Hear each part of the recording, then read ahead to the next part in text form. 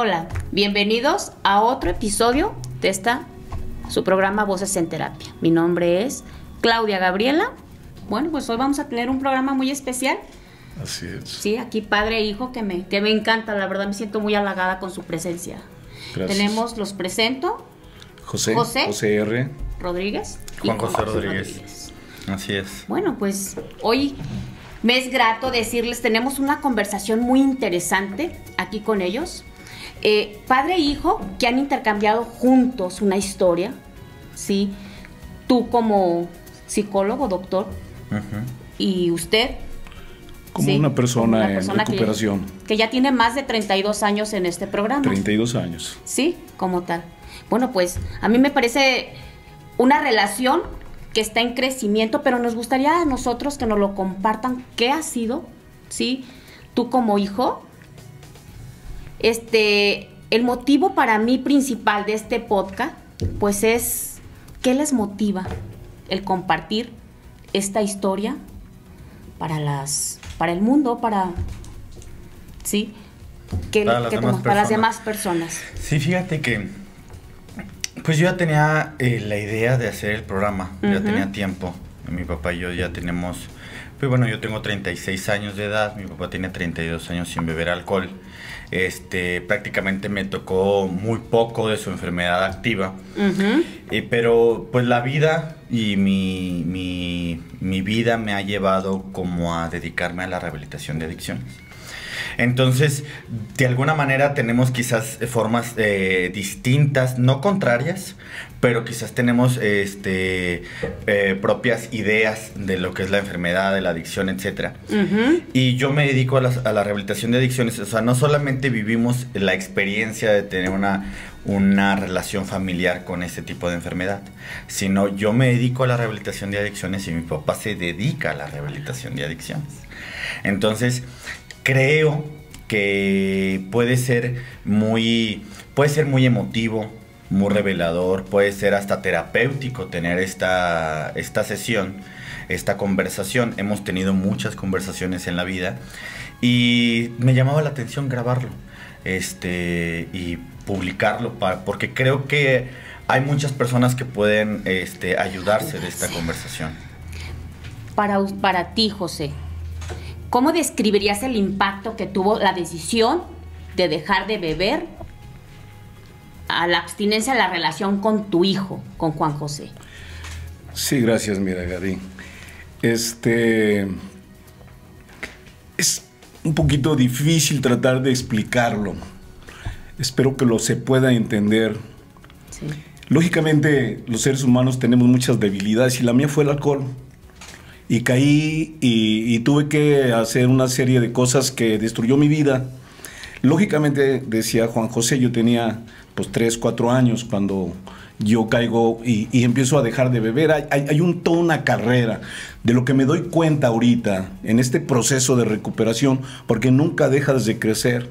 Es como la misma vida, como los mismos años que vas cumpliendo en la vida, vas creciendo en tu manera de pensar, en tu manera de sentir y en tu manera de actuar. Lógicamente, con esta visión, lógicamente Juan José, que es mi hijo, me dice, me gustaría compartir esto contigo. Y si me pongo a pensar, no, me tengo que ir hasta atrás. Cronológicamente tengo que irme hasta atrás, hasta los años atrás y empezar a ver año por año todo lo que sucede. O sea, al principio, como cualquier adicto, como cualquier persona que tiene problemas con el alcohol, la parte así central es el adicto. Y nunca vemos lo que está a nuestro alrededor. O sea, para mí era importante salvarme yo. Y en ese momento, ¿qué era lo que yo estaba perdiendo? Una familia, una esposa, unos hijos, una profesión. Yo tengo una profesión, soy abogado. Lógicamente pierdo todo con el alcohol. Vienen otras cosas. Es que es una transición en la vida que vas tomando cosas. Se me presentaron otras cosas para seguir luchando en la vida, que yo traté de demostrarle al mundo que sí servía. Es que yo sí era bueno, soy buen padre, mira, yo soy esto, yo voy a dar esto, pero lógicamente nunca me di cuenta que me iba destruyendo poco a poco a mí. No tenía la capacidad de poder salir adelante por mí mismo. Por tu alcoholismo. Del alcoholismo, Okay. lógicamente yo decía, claro que puedo, o sea, eso dentro del orgullo a mí, yo decía, claro que sí puedo, en el momento que yo decida lo voy a dejar. Tal fue que nunca pude.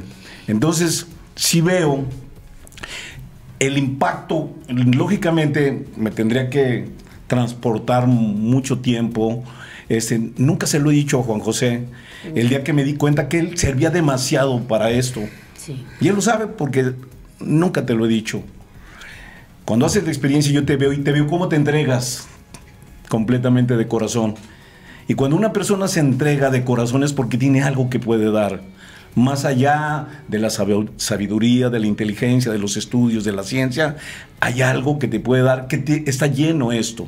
Es por eso que esto es como un parteaguas en la vida, dejar de beber y dejar de sufrir. ¿Y a ti cómo ha influido la historia de tu padre, la adicción de tu padre, para que tomaras esa decisión de dedicarte a esto? Me parece muy interesante a mí saberlo. Pues, yo en algún momento no... O sea, no fue una decisión como consciente de decir, me voy a dedicar a esto por mi papá.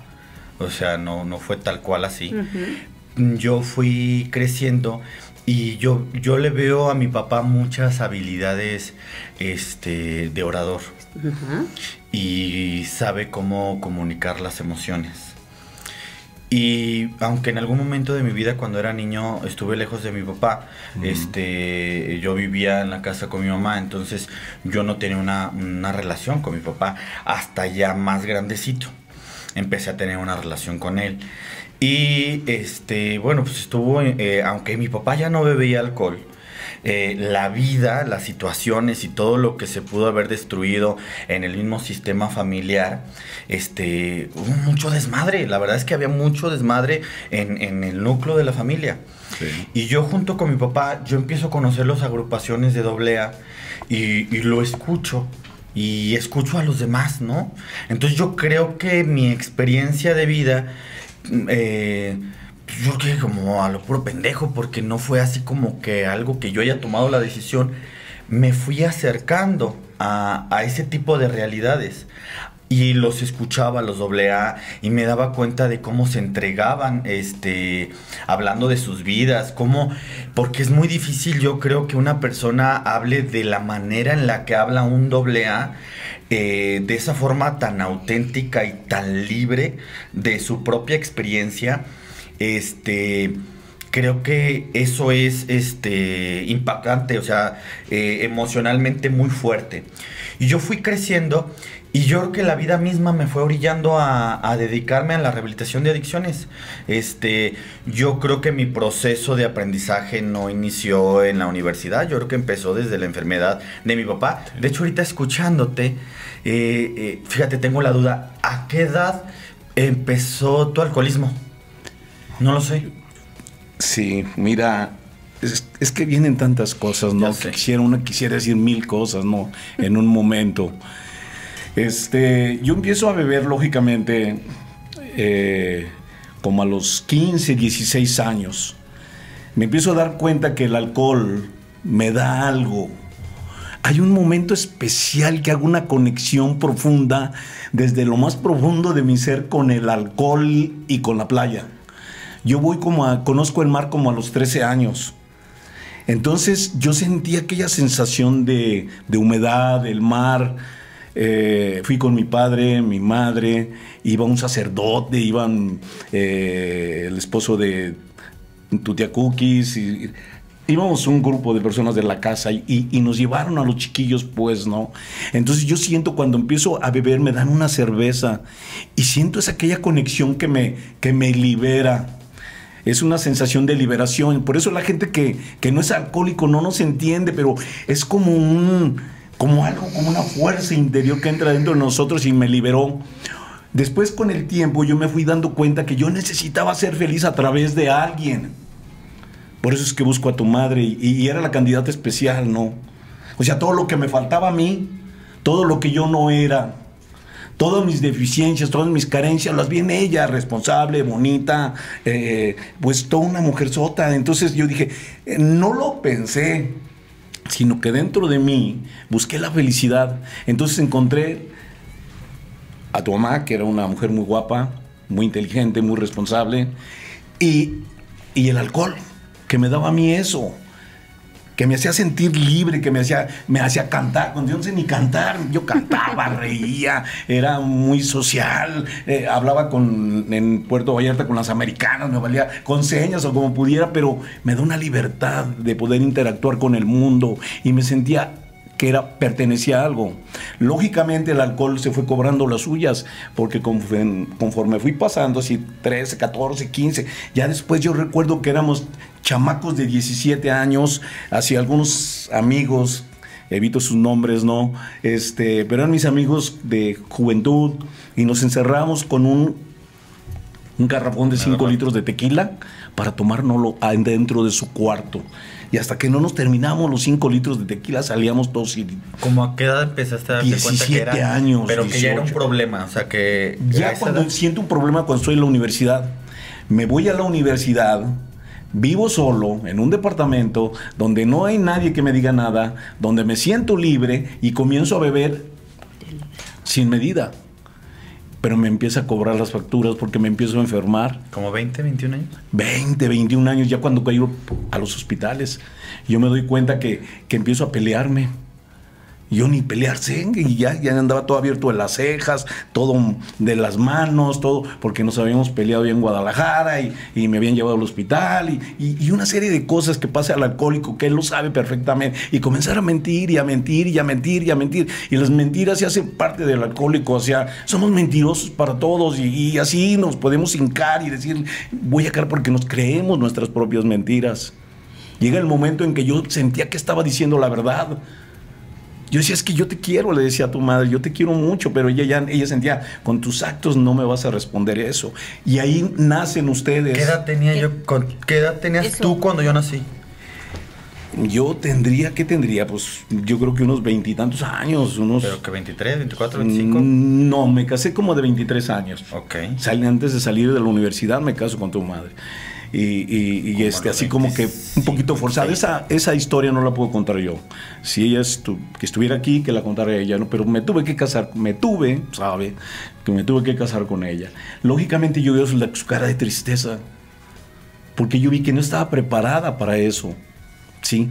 Y no es porque esperara mucho más cosas de la vida, sino que no estaba preparada para eso. Y ustedes vienen de allí. Inclusive yo te tengo que decir así de frente, así, discúlpame, pero no fuiste un hijo planeado. No, fuiste un hijo que nació así del aventón, porque yo quería estar con tu madre y estar con ella. Y cada quien con sus defectos, ella algún día podrá decirte lo que ella es, ¿verdad? Yo sí te digo lo que soy un alcohólico mentiroso, que empecé a mentir y a caer poco a poco hasta que me pierdo. Perdón, José, algo significativo que los conecte, porque hace un momento tú comentaste algo. Yo te recuerdo, Juanjo, a ti, lo que comentó José, el primer día que te vi en la sierra. Yo supe lo que ibas a hacer, te lo dije ahí mismo en tu oficina y te lo comento de frente, que me encantó tu entrega y me encantó cómo te desenvolviste, porque te vi con mucha ternura. ¿Qué edad tenía Juanjo, cuando llegó? Unos 16 años, mi amor. Sí, muy pequeño, sí, estabas en la prepa. Y yo vi tu cara, hijo. Sí, empiezas a entrar a sentir aquello, empiezas a percibir, porque lógicamente conociste, recuerdas al padrino Pepe. Sí, o sea, él fue muy llegado a la familia y era nuestro vecino. Entonces hubo una interacción ahí un poquito, porque venía su esposa y se juntaba con tu mamá y empezamos a hablar y empezó a verse el grupo. Hay un cambio en ti. Bastante. Cuando tú te haces parte, porque antes veías tú el grupo como el grupo. Sí, como donde mi papá estaba en la noche.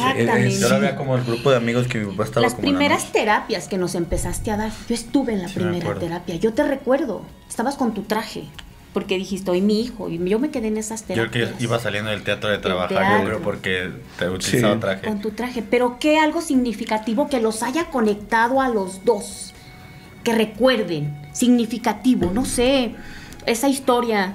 El cuarto y quinto paso. Para ti, Juanjo. Sí, yo lo conozco. Bueno, es que él ahí entra al mundo. Yo así le llamo, no, él no sé cómo le llamaría, ¿verdad? Yo le llamo el mundo del espíritu. Los que saben de Alcohólicos Anónimos, de pasos, de tradiciones, saben lo que es el mundo del espíritu. O sea, el alcoholismo no es la verdadera enfermedad. Claro que no. Nosotros traemos un verdadero problema. O sea, la gente quieren que sus familiares dejen de beber, pero ese no es la idea. Por eso tienen, pues, ahí con ustedes son multidisciplinarios, muchas disciplinas, para poder salir del verdadero problema que tienen.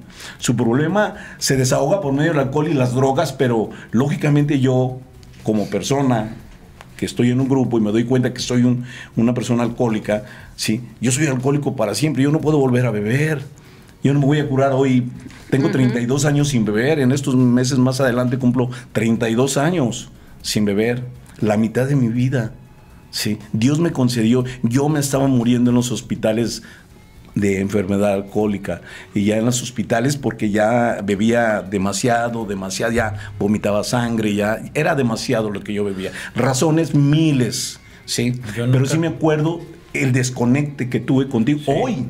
Hoy me doy cuenta de eso. En el momento que estaba borracho o estaba rehabilitándome, no sé, tanto las dos cosas pueden ser tan buenas como pueden ser tan malas. Porque lógicamente el enfermo alcohólico, si le dan a la familia, se pierde, se vuelve a perder. Entonces yo tuve que separarme de ustedes, inclusive en mi recuperación. Ya cuando tú llegas ya un poquito más grande, te das cuenta de esto. De eso es lo que yo me admiro, que tú sin ser alcohólico, ¿sí? Te das cuenta del beneficio que tiene. Eso les llaman AAA. Gente con conocimiento de crecer espiritualmente, porque solamente así van a salir de esta perversa enfermedad del alma. Es que yo creo que yo considero que nunca desarrollé ninguna adicción, pero sí trastornos emocionales. Depresión, ansiedad. Yo a los 26, 27 años, la verdad no recuerdo exactamente, tuve un intento suicida muy intenso. O sea, bueno, tuve muchísimos, la verdad, desde como los 15 años. Pero en esa ocasión fue como el intento más dramático, ¿no? Y tú me preguntabas ahorita como que de conexiones o recuerdos con mi papá, eventos, y yo te puedo decir que estos eventos han sido muy diversos, porque creo que he conectado con mi papá en muchos momentos. Por ejemplo, de muy pequeño, pues yo vivía la ausencia de mi padre, o sea, no existía mi papá.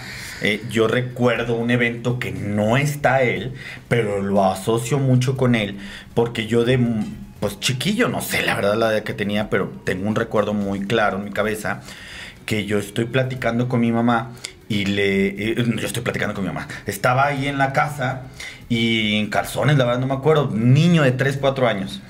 Y me acuerdo que me vi mi pene y yo le dije a mi mamá, oye, ¿qué es esto?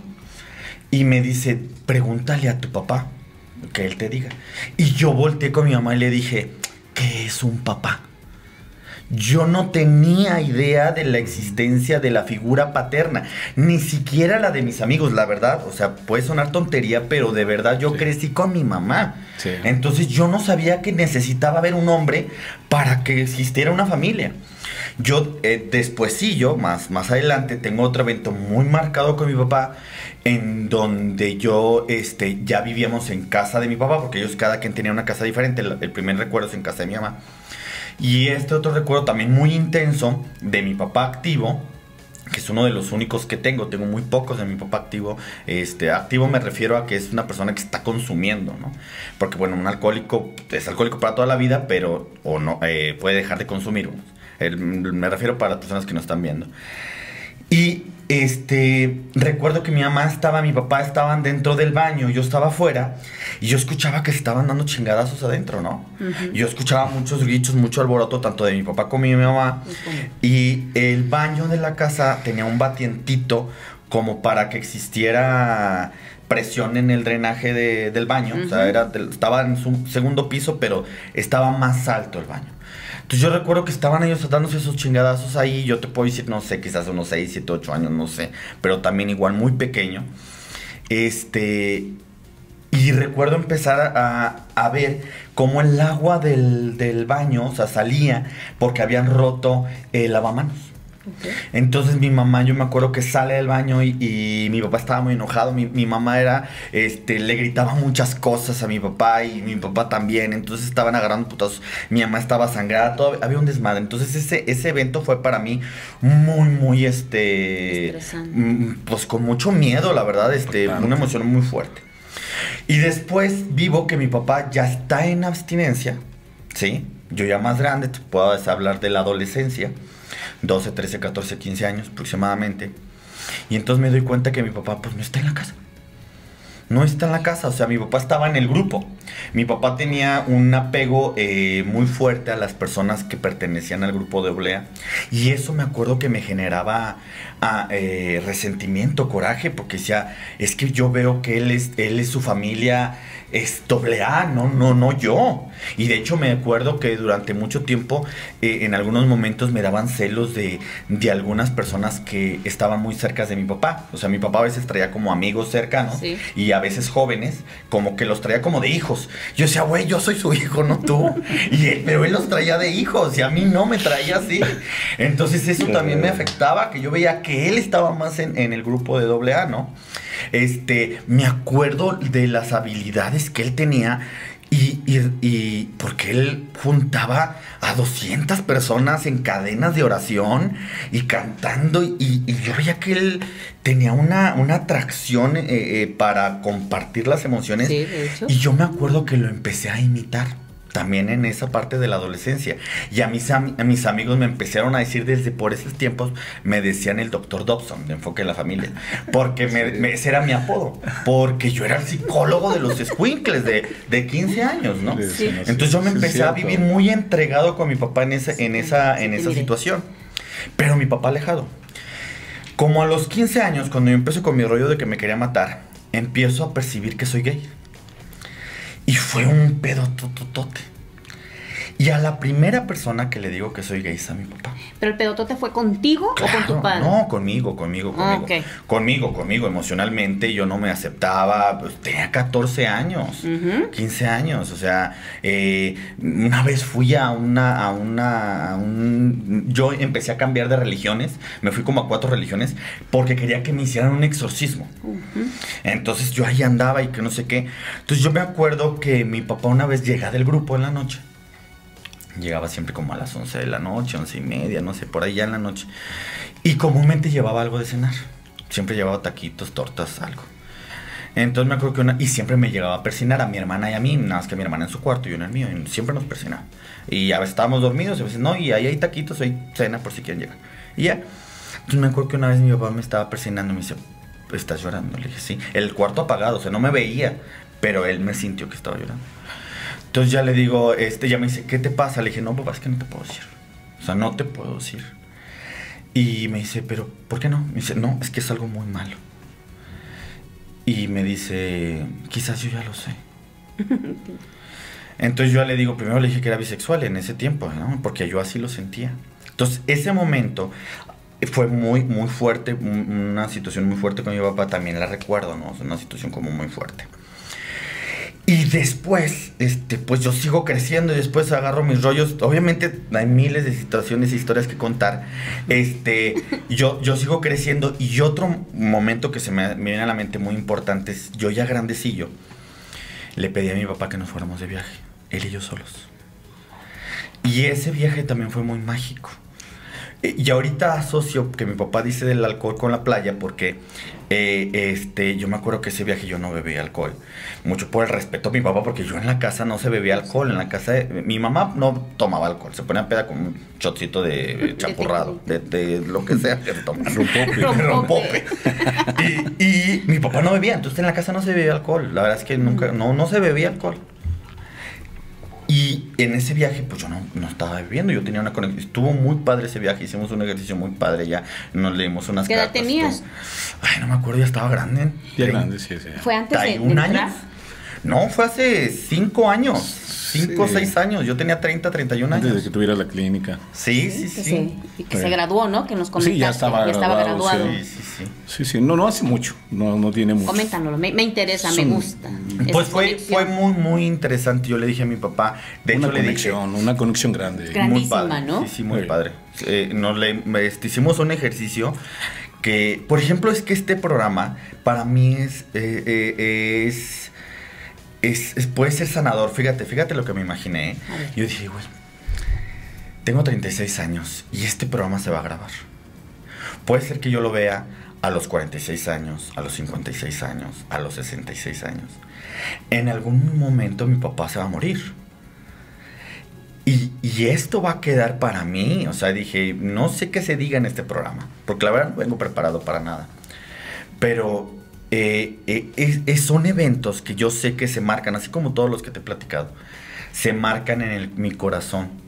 Y por eso mi intención de estar con mi papá y tener esta conversación, porque para mí mi papá es una persona muy importante en mi vida. Mi papá es una persona muy inteligente. Eres muy inteligente, eres una persona muy sabia. Desde que yo estoy joven, yo me acuerdo que yo tenía la sensación de protección de mi mamá, pero tenía la sensación de sabiduría de tu parte. A mí me gustaba mucho tener conversaciones contigo hasta la fecha, porque sé que puedo platicar de cosas a veces muy profundas. O sea, yo he tenido conversaciones contigo. Yo me acuerdo una vez que me cargaba la chingada y me dijiste una frase, me dijiste un cuento donde me dijiste que si un náufrago cuando se le viene a la ola y que aventó los putos remos y simplemente empezó a vivir, o sea, se dejó porque ya no podía con más. Y en ese momento de mi vida yo me sentí así. Juan José, ¿tú crees que la adicción de tu papá definió de la carrera que tienes actualmente? ¿Que te dedicaras a psicología en adicciones? Pues yo creo que sí. Cuando una expareja me dice que había un trabajo en una clínica de rehabilitación, yo le dije, no, pero yo no sé nada de rehabilitación de adicciones. Me dice, ¿cómo no sabes? ¿Sí sabes? Le dije, no sé nada. Entonces fui a una entrevista y me acuerdo que le hablé a mi papá. Le dije, papá, tienes 15 minutos para hablarme todo lo que sabes de doble A. Porque yo iba manejando y iba a la entrevista. Y pues me di cuenta que claro que la experiencia que yo viví con mi papá y yo escucharlo y verlo en grupo y ir a la experiencia de cuarto y quinto paso y pues me acercó mucho a esto. Yo sé que de cualquier emoción tenemos que hacerla tan nuestra para saber qué es lo que la empuja. Claro. A veces los miedos que tenemos en la vida vienen de atrás, ¿no? Por el niño que nunca tuvo. Entonces, ahorita escuchándote, es una realidad, o sea, nunca tuviste un padre. ¿Qué es lo que dicen las familias? Un buen padre es el que le da de comer a sus hijos, el que les da estudio, el que... No es cierto, es una gran mentira. Y si se siguen comiendo esa mentira, van a vivir como viven, sin amor. El amor nace de adentro. Y las cosas del exterior se ganan con las cosas del exterior, con esfuerzo, con inteligencia. Y esos son más exteriores, pero el amor es un verdadero profundo. Ahorita me hiciste sentirlo tan profundo y me fui a eso. Y digo, ¿cuánto has fallado, José, en tu vida? Que Dios te dio unos hijos y no supiste qué hacer con ellos.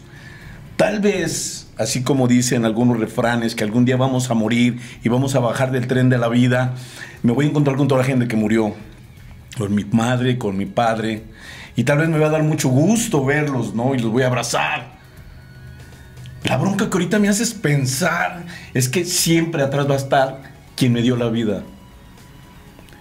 Y ahí va a estar, no sé cómo le quieran llamar ustedes, en doble A le llaman poder superior, otros le llaman Dios, como le quieras llamar, pero Él, el que me dio mi existencia, me va a decir, y me va a pedir cuentas. Me va a decir, te di unos hijos, para que crecieras con ellos, para que les dieras amor, para que... No, ahorita que decías... Tal vez esto lo voy a ver dentro de 10 años, si Dios te lo permite. Te lo deseo de todo corazón. Si yo ya no estoy... Eso que me acabas de decir para mí tiene un impacto grande. Es tan grande que es por eso que no veníamos ni preparados, ¿no? O sea, Para mí es muy profundo. Qué bueno que estudiaste psicología, lo que decía ahorita Gaby, qué bueno. Y si es por medio de esto, nada más te voy a decir una cosa, las cosas del corazón no se pueden explicar con palabras. Sí, se habla de corazón a corazón. Y no sé si lo puede entender la gente o lo quiere entender, pero esto que se está haciendo, ojalá lo pudieran hacer.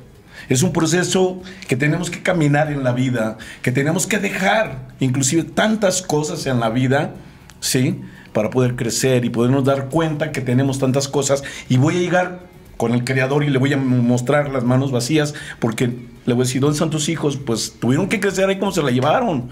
Tuvo uno intento de suicidio y otro así esto y otro esto y otro esto y tú sin mujer y esto y lo otro.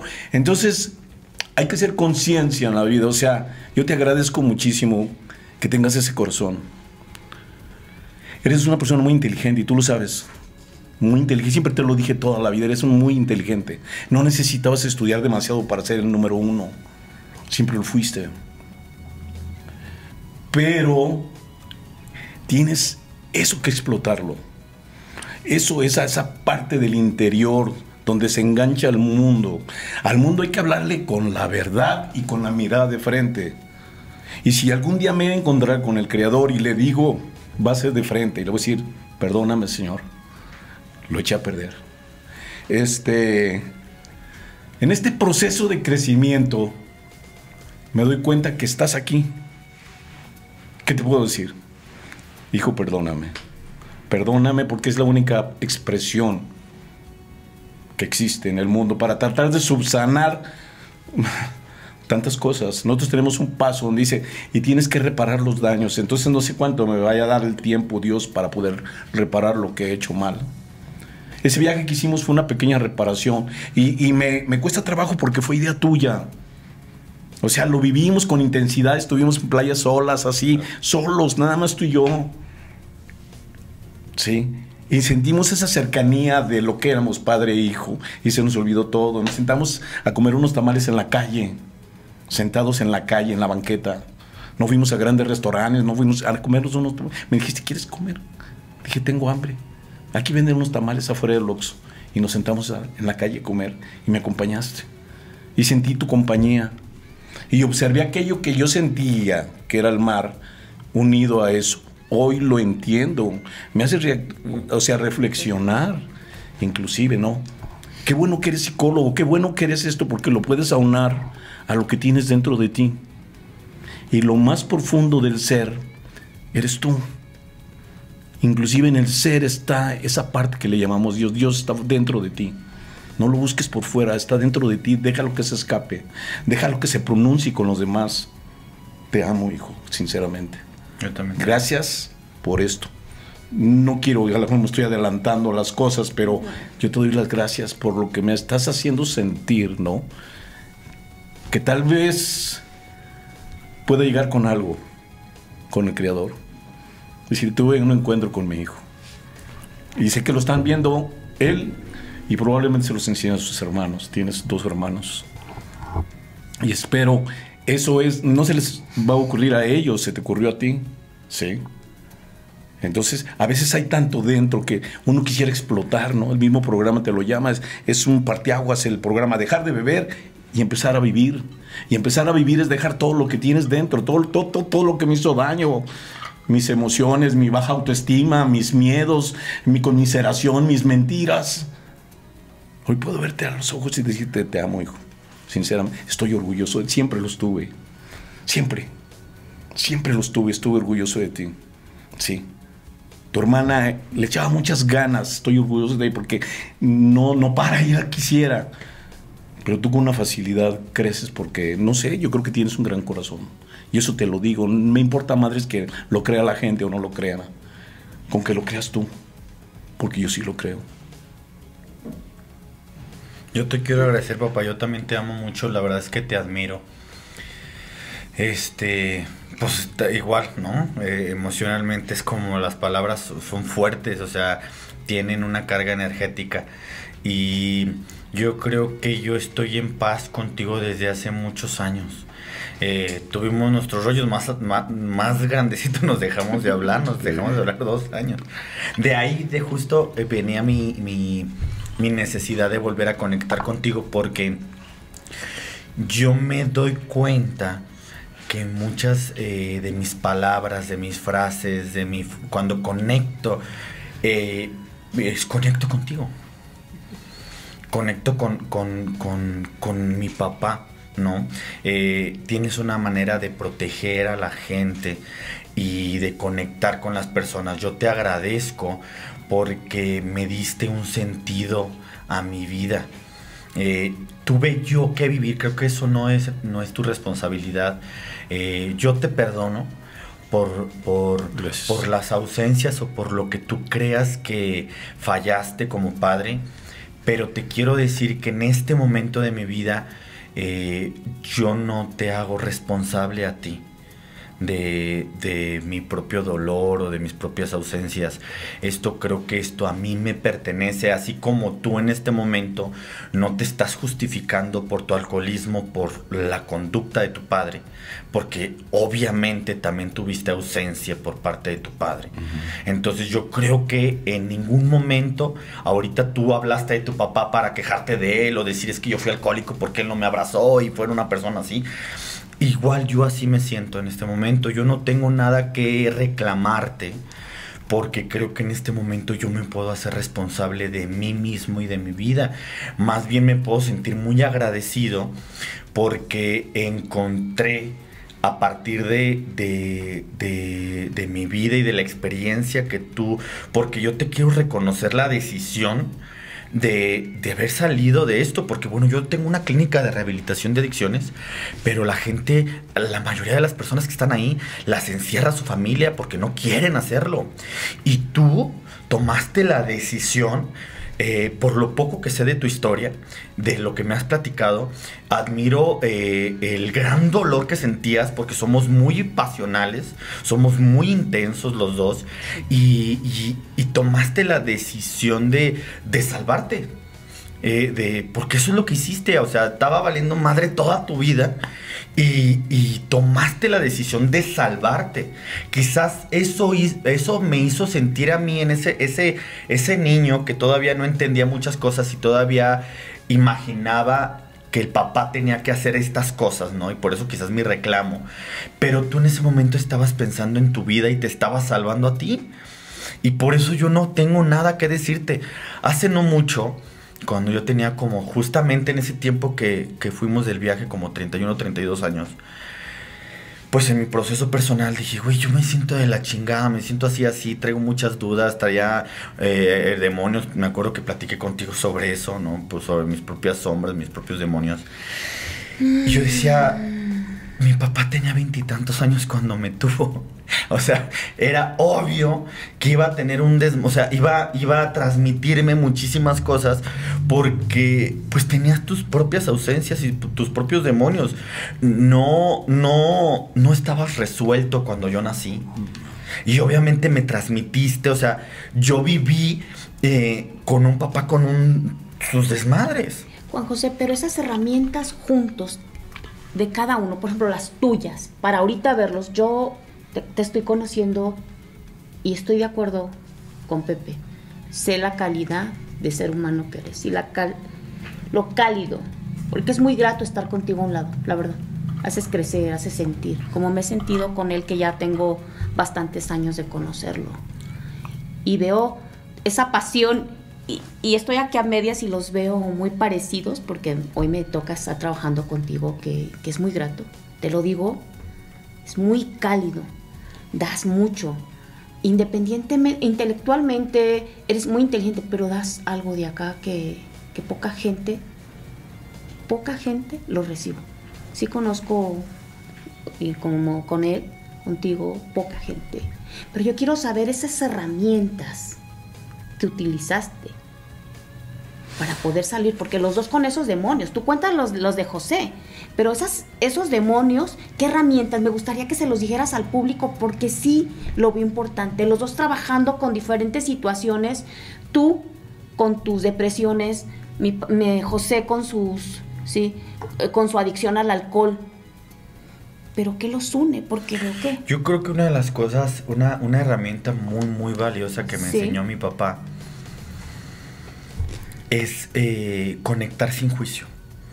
Cuando lo escuchas a mi papá hablar de su vida, te habla sin limitaciones.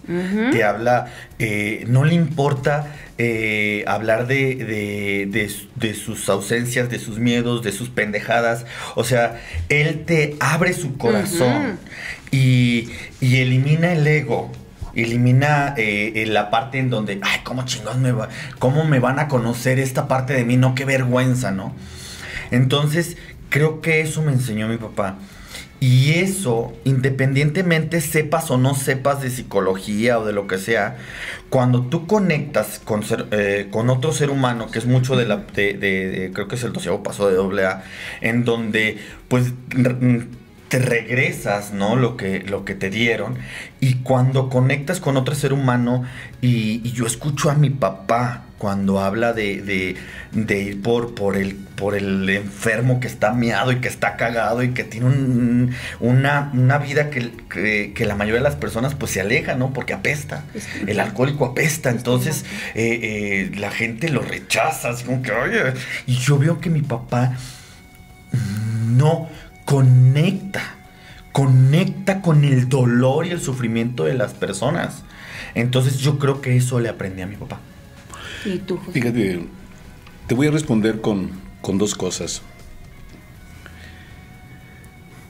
El día que tú naciste, estaba en una feria, yo ponía stands en las ferias y estaba en pabellón.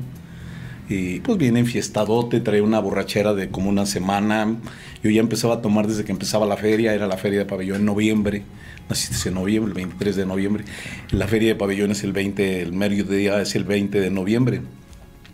Y yo estaba en un stand y estaba el papá de Paulina, José Quintero, mi compadre. Entonces estábamos allá, no, pues yo bien pedo, yo el dueño de la cantina y pues tenía todo a mi placer, ¿no? Y me dicen, nos hablan y nos dicen, a tu mamá se le rompió la fuente. Y entonces tuviste que nacer. No era el momento de que ibas a nacer, tu mamá como que andaba trapeando y se le rompió la fuente y tuviste que nacer. No sé si recuerdas que te dijeron que batallaste mucho para nacer. Mucho. Es más, casi me atrevo a decir que en un momento dado hasta en peligro de muerte estuviste. No sé, no querías nacer. Me acuerdo y se rompió la fuente, entonces tú te quedaste seco. Sí. Entonces, para nacer fue tan doloroso para tu madre, me imagino, como para ti. Tú naciste con dolor, hijo. Y yo recuerdo, es la única vez que recuerdo que de un día para otro me corté la borrachera, porque siempre tenía que ser por medio del hospital, que me ponían suero, que me ponían esto. Esa vez, como ya tenía yo, mi alcoholismo estaba en el último grado. Hospitalizaciones continuas. De ahí lo único que sigue es la muerte. 46. 45 hospitalizaciones, yo ya iba al hospital. Y ese día dejé de beber y naces tú. Esa es una parte que te quiero decir en cuanto a lo que yo me enfoco a ti. Hay otra parte que ahorita me haces entender mucho. Mi padre, que no lo conociste, sí, él muere en el 87. Tú naces en el 88. Tenía mucha similitud. Tu primo Juan, éramos 10 hermanos, tienes 10 tíos por parte de mía, o 9, pues, ya 8 con el que murió, ¿verdad? Bueno, 10 de familia éramos. Dentro de esos, mi papá tenía mucha atención en 2 personas, en tu tía Cookies, que tuvo a Juanito unos meses antes que tú nace, y Juan, por eso se llamaron los Juanes, en memoria de mi padre, ¿sí? Porque nacen después, ¿sí? Tu madre tuvo una conexión muy fuerte con tu abuelo, cosa que no lo tuvo con su padre, con mi padre, que no hablaba. Mi papá era una persona que no hablaba. Estuve con tantas ganas de agradecerle todo, porque yo era su chiquilla, no sé por qué. Porque estoy prieto, porque estoy feo, porque no sé por qué. Porque a mí que me parezco a su padre, al abuelo. En mi casa son güeros y son morenos. Yo soy el más moreno de todos. Entonces yo desde ahí empecé a tomármela así como que escóndete, no te quieren, estás feo. Pero eso cada quien lo hace, cada quien lo toma. ¿Sí? Ellos decían, no, que vaya el negro a las tortillas. Y yo lo sentía como una ofensa. Que vaya el negro al pan, ay, que me dice negro. O sea, Pero pues sí me decían por decir cualquier cosa, ¿no? Yo me sentí ofendido. Y mi padre fue el único que me dio carrera universitaria. Fue el único que me pagó la universidad. Entonces, él enferma. Y yo nunca me doy cuenta de eso. Pero cuando yo entro a la rehabilitación y me doy cuenta que tampoco tuve un padre, pero tuve un padre siempre detrás, que me ayudó, que me dio universidad, que fui su único hijo. Siempre borracho me presumía ante todos y decía, este es mi hijo, el abogado. Y se lo decía a todos los borrachos, porque tu abuelo tenía cantina. ¿Sí? Entonces, él cuando muere, va a las 10, 11 de la mañana a la casa y me dice, José, quiero que me lleves al rancho. ¿Sí? Entonces, yo le digo, sí lo llevo, nomás espéreme un momento porque me van a dar un dinero que iba a cobrar. Se me queda viendo, se ríe. Ahí me doy cuenta que tenía ojos verdes. Yo digo, se lo vi con el sol y dije, mi papá tiene ojos verdes. Fíjate, el día que se murió me di cuenta que tenía ojos así medios clarones. Sí, y se rió. Sí, traía una camisola verde, así como la de Gaby. Entonces le reflejaba su vista el sol. Y yo le vi los ojos, ¿no? Y nunca regresó. Al día a las 3 de la tarde me dijeron que había fallecido, que se murió del corazón, ¿sí? Entonces me quedo yo en mi crecimiento y yo nunca le pude dar un abrazo o decirle gracias. Y ahorita tú que me estás diciendo gracias, sí, lo siento en profundidad. Y yo nunca vi la oportunidad, por más que decía, mira, pues imagínate que es tu papá y dale las gracias. Y lo intenté haciéndolo así en ejercicios y en esto. Hoy lo siento más. Al momento de oír, ¿sí?, tus palabras, me pongo en ti. Y yo soy mi padre. Y te oigo decírselo porque así se lo quise decir, como me lo dijiste, así se lo quise decir yo a mi padre. Gracias, padre. Gracias por todo el apoyo que me diste, porque soy lo que soy, porque tú así quisiste y me apoyaste. Entonces, ese agradecimiento yo creo que se transmite solamente a través de lo que estamos haciendo. Yo no creo que este guión hubiera estado así como lo que estamos hablando ahorita, ¿sí? Espero que le ayude a la gente que lo está escuchando, porque esto es una gran realidad, ¿sí? Aquí está un hijo con ausencia, otro hijo con ausencia, probablemente otra hija con ausencia, y todos los que nos rodean vivimos en base a eso. Y si no sanamos esa parte, vamos a vivir con esos fantasmas o demonios, o como tú le quieras llamar, defectos, pecados, como tú le quieras llamar. Entonces, yo creo que esto, como tú dices, es liberador.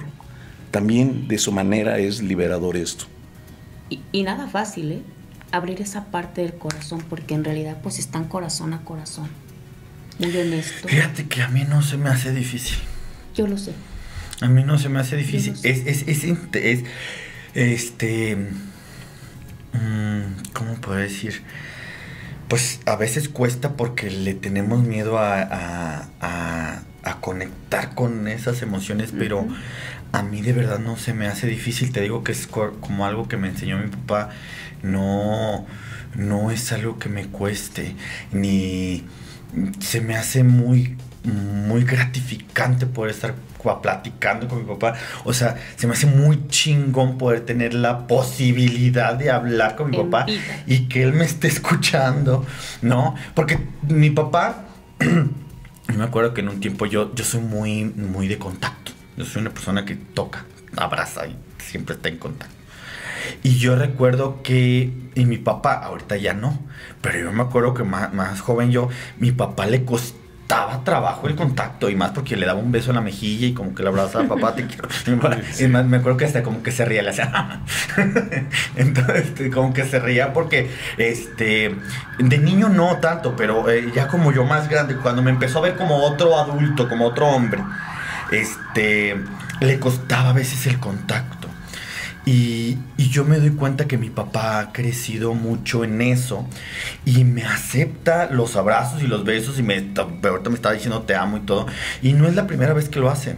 Me acuerdo en varias veces hemos ido a acampar a la Sierra Fría, y me acuerdo de una vez que estábamos en una fogata y me dijiste eso, y me acuerdo en varias ocasiones que hemos hecho este contacto, y creo que es pues es sano. Sí, es sano. Es necesario tener un contacto con tu papá de esta manera, como sin juicio, y platicarte. O sea, esta era la idea justamente, abrir abrir temas y empezar a platicar simplemente. Y que ojalá no sean los últimos. La verdad que me es muy grato. Me quedo contenta hoy, porque yo igual me encantaría tener esa conversación con mi hijo, hoy con mi madre, que está enferma. Me encantaría decírselo así, ahorita que está viva, para no dejar o posponer el día de mañana. No hay mañanas, y tú me lo has enseñado, no hay mañanas, es por hoy. Y para mí, el estar aquí Claro. conectando este corazón, Es terapéutico. es terapéutico. Y pues ¿tú cómo te sientes hoy? ¿Cómo te No, sientes de haber conectado esto? Muy bien, muy bien. No sabía. Dije, ¿sabe? ¿Cómo que irá a ser, verdad? A lo mejor vamos a hablar de AA o de los 12 Bueno, conceptos sí, básicos de las tradiciones. Sí. Yo, lo único que sé que en ese tiempo a mí me conectó, ¿sabes qué, hijo? Te lo doy así, de corazón. Hace poquito cumplió años Alcohólicos Anónimos, 90 años. Yo nunca he sido muy alcohólico, así de grupo de alcohólicos. Ajá. Yo entro y nacen los grupos de amor y servicio, y soy de los iniciadores, tú sabes, casi a nivel, pues se puede decir que mundial, porque pues aquí nace en México. Sí, entonces nosotros somos de los primeros grupos que nacemos. Cumplimos este 10 de junio, junto con Alcohólicos Anónimos, nacimos un 10 de junio hace 29 años. Pepe, que en paz descanse, y yo abrimos el grupo, sí, hicimos la experiencia allá en Calvillo. Entonces yo, dentro de esos formatos, de todo lo que veo, me doy cuenta que había gente que sufría porque ellos expresan, ¿no? Y Bill W., que es cofundador de Alcohólicos Anónimos, junto con el Dr. Bob, él es muy inteligente, era una persona de negocios.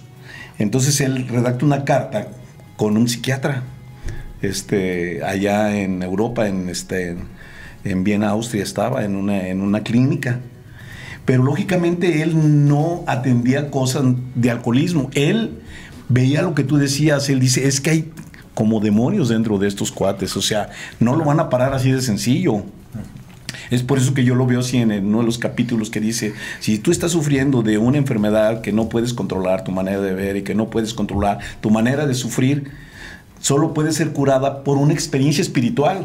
O sea, hay miles, según William James, hay miles y miles de experiencias espirituales, pero solamente puede haber el cambio. Entonces, esa reflexión se la hace Bill W.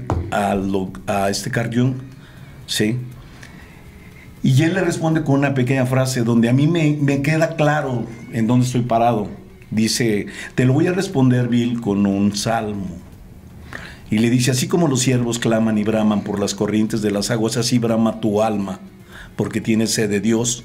Entonces hoy me doy cuenta que todo aquello es porque hemos eliminado a Dios de nuestras vidas. Y yo no soy muy religioso, tú bien sabes que yo no soy así como que estarte aventando a la religión, no, pero sí sé de la importancia de que Dios existe, sé de la ausencia que hay de Él.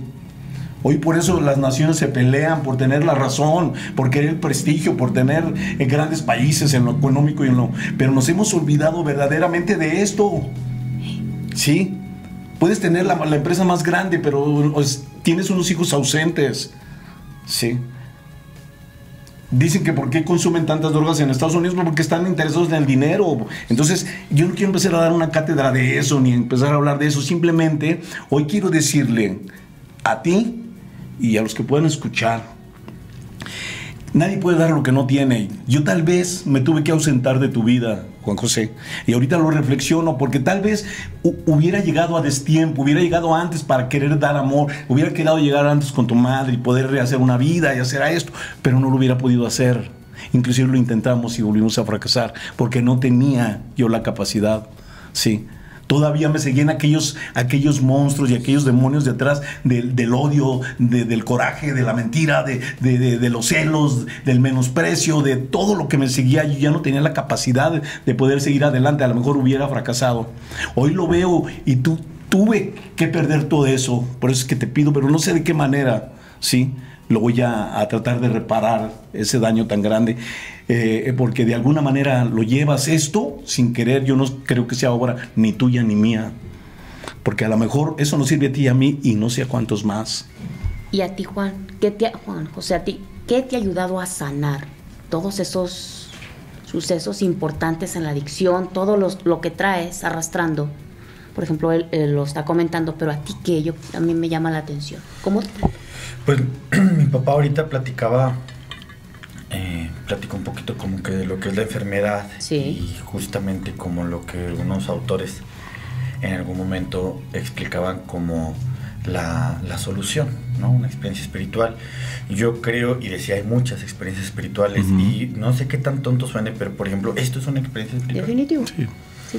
Y esta es la solución. O sea, el hablar con tu padre, el hablar con tu madre, el hablar contigo mismo, el hablar con tu pareja, el ser honesto contigo mismo, el pedir ayuda, el hacer introspección, es terapéutico. Y en ocasiones nos centramos mucho en el consumo, como si eso fuera el problema. Y las familias y las personas que tienen adicción se concentran mucho en esto, o sea, en la acción de, es que tomó otra vez, pero no se dan cuenta que esto lleva toda una situación emocional, espiritual, neurológica, social, para que esa persona, aunque sepa que se está destruyendo y entienda, porque a veces dicen, es que cómo no, sí saben que se están destruyendo y sí saben que traen un desmadre, pero es tan imposibilitante hacerte responsable de eso que vuelves a consumir. Yo creo que yo desde que soy muy joven, me ha gustado este proceso de introspección, y acudí a unos grupos de terapia de adolescentes y demás. Me ha gustado leer, me ha gustado ver cosas y hacer este tipo de dinámicas. Entonces yo creo que no hay un solo formato, para poder solucionar, pero tienes que hablar de la situación. Evidentemente, por ejemplo, la parte de la psiquiatría es necesario. Yo necesité psiquiatría. A mí me dieron hasta toques en la cabeza una vez, electrodos, porque estaba en una depresión mayor. Pero necesitas una serie de situaciones para poder avanzar, y sin miedo. Y sin miedo, porque se logra. Yo creo en el proceso. Yo estoy convencido del proceso. Estoy convencido porque yo soy testimonio, porque mi padre es testimonio, porque tú eres testimonio. Y que yo sé que todos nosotros tenemos diferentes tiempos. Y sé que hay personas que necesitan vivir procesos largos. Y sé que también hay seres humanos que tendrán que morir en esas condiciones, porque existe la realidad en donde personas mueren en esa realidad de sufrimiento. Pero creo que sí existe una solución para esto, ¿no? Y entonces para mí es muy agradable poder estar aquí con mi papá. Te agradezco que bueno, no solamente nuestra relación, el estar aquí, saber que estamos grabando el programa, porque creo, por allá atrás está Luis, y ahorita platicando, y estamos platicando de esto. Yo sé que él trae rollos con su papá, trae toda una historia con papá, y yo sé que quizás hasta para él, que nada más nos está escuchando, es terapéutico. Y entonces yo estoy muy agradecido poder hacer este testimonio. Yo igual estoy muy agradecido. Así es. ¿Tú tienes? Sí, yo lo único... No sé si ya se vaya a terminar esto, ¿verdad? Pero mucho tiene que ver el fondo de sufrimiento de cada persona. En los primeros pasos para dejar de beber tienes que tener un buen fondo de sufrimiento. El primer paso casi te lo dice así. Es necesario un fondo de sufrimiento para que la persona deje de beber. Y a veces eso ya lo he escuchado de los terapeutas que están contigo, que los papás a veces son muy blanditos y no se comportan. Bueno, ese es otro tema. Pero sí llega un momento donde te tienes que hacer, ya es donde yo entro, ¿sí? Te tienes que hacer responsable de ti mismo con tu cuarto y quinto paso. Porque lógicamente tú haces tu recuento y haces una lista de todos tus defectos y todas tus cosas malas que te hacen llegar y quebrarte y llegar otra vez a tropezarte en la vida y volver a repetir las cosas malas que has hecho en tu vida, ¿sí? Es porque no hay nadie que te defienda. O sea, estás solo en la vida. Y ahí ya ni tu papá, ni tu mamá, ni nadie. Es por eso que es personal el programa. Ahí Dice, no es suficiente un autoevalúo solitario, necesita la ayuda de otro ser humano, de Dios y de otro ser humano, para con entera certeza averiguar y admitir cuál es el problema que tienes. Dice, y ahí es cuando sentimos la presencia de Dios como nunca antes. Cuando te entregas a ti, cuando hablas de ti, cuando sacas todo lo que traes, tienes ese encuentro. Enseguida es la segunda parte del programa, donde te tienes que hacer responsable de tus defectos, porque después del cuarto y quinto no se te quitan tus defectos, ahí los traes. Dice, ¿estás dispuesto a dejárselos a Dios? Dice, no. Dice, bueno, nomás no digas no nunca, porque vas a fracasar. Dice, hasta que no te hace desgraciado el defecto, dice, vas a vivir a base de frustraciones continuas, porque seguimos en el defecto que no queremos. Una vez que ya hayas entregado eso, probablemente entonces sí tengas el acercamiento. Ya al octavo paso vas a hacer otra lista de tus seres queridos, ¿sí? Y vas a hacer las recomendaciones debidas, y entonces sí probablemente pueda haber el camino hacia nosotros, ¿no?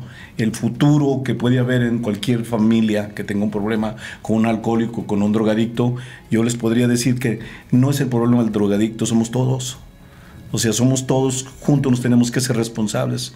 Hoy existen neuróticos anónimos, drogadictos anónimos, dragones anónimos, grupos Al-Anon, grupos Al-Latín. O sea, eso quiere decir que el mundo está enfermo, entonces hay que sanar. Hay que sanar, hay que estar convencidos de que podemos sanar, ¿verdad? Entonces, pues espero que les haya servido esto. Te agradezco mucho, José. Mucho, ¿verdad? La verdad. Gracias. Igualmente, Juan José. Pues bueno, muchas gracias. Nos despedimos. Pues nos despedimos y con otro episodio, la verdad, me dio muchísimo. Les agradezco a cada uno de ustedes y gracias. Gracias. Gracias. Hasta luego. Hasta luego. Gracias.